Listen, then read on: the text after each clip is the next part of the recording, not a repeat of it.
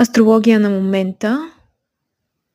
Отново разглеждаме катастрофа, този път на полет 708 от Панама до Мартиник, който потегля на 16 август 2005 година в един през нощта. Обещавам ви, че в бъдещи клипове вече ще засягаме и по-светли теми, но просто астрологията на тази трагедия отново е толкова впечатляваща и буквална, че няма как да не ви споделя. Започваме отново с изгряващия знак, който е в Близнаци. Забележете въздушен знак. Управителя на асцендента е Меркурий, който се намира отново в третия дом на пътуванията и комуникациите и е в съвпад с най-тежката планета в нощна карта Сатурн,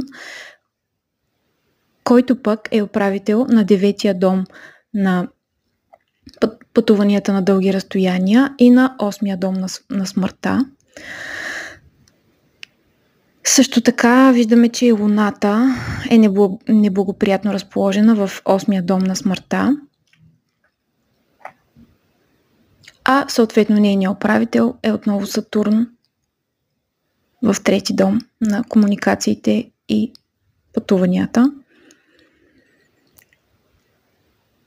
Забележителното в случая е, че една от причините за тази трагедия е бил стресът, на който са подложени пилотите в продължение на 6 месеца. Са били под финансов стрес, тъй като авиокомпанията не е изплащала никакви заплати на работниците си.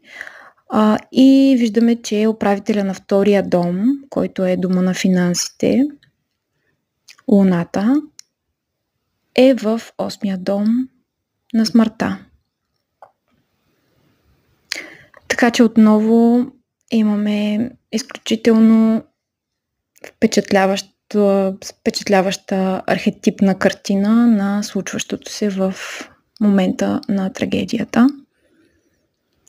Също така виждаме, че и Плутон е директна опозиция на асцендента.